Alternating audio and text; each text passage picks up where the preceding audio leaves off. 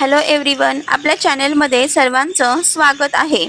अक्षय तृतीया का इतकी खास आहे माहीत आहे का? या दिवशी केलेले पुण्य कधीही संपत नाही। अक्षय तृतीया म्हणजे काय? हिंदू धर्मातील अत्यंत शुभ दिवस। अक्षय म्हणजे कधीही न संपणारे। या दिवशी केलेले दान, पूजा, जप याचे फल कायम राहते। पौराणिक कथा जाणून घेऊया। ही कथा आहे महाभारतातील। पांडव जुगारात हरल्यामुळे 12 वर्ष वनवासात गेले। त्यांच्यासोबत द्रौपदी आणि अनेक ऋषीमुनी होते। रोज इतक्या लोकांना अन्न देणं कठीण होतं, म्हणून युधिष्ठिर यांनी सूर्यदेवाची कठोर तपश्चर्या केली। सूर्यदेव प्रसन्न झाले आणि त्यांनी एक अद्भुत भांड दिलं, ते म्हणजे अक्षय पात्र। अक्षय पात्र म्हणजे काय? हे एक दिव्य भांड होतं। यातून अन्न कधीच संपत नव्हतं, पण एक अट होती।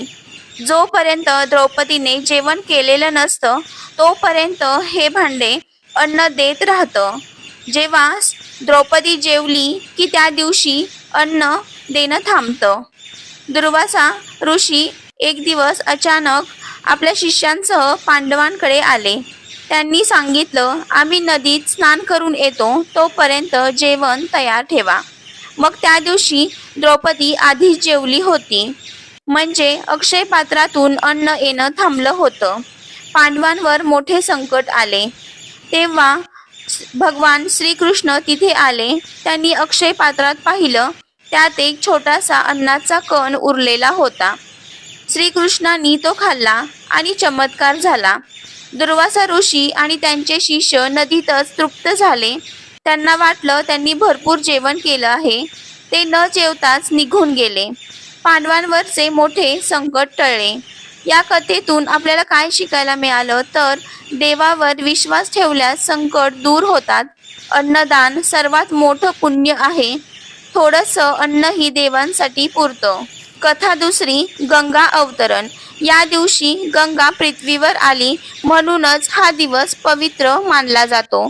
कथा तिसरी, परशुराम जयंती।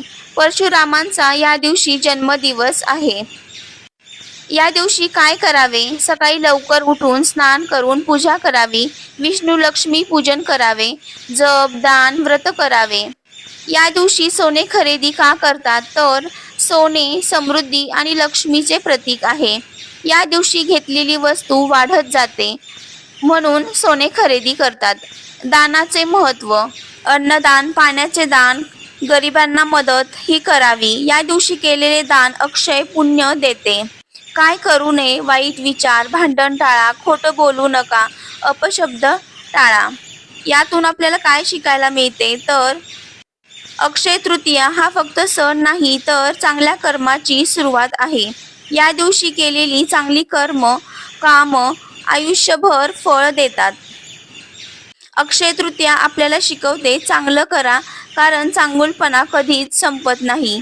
तुम्हाला व्हिडिओ आवडला असेल तर प्लीज लाईक, शेअर आणि सबस्क्राईब करा। धन्यवाद।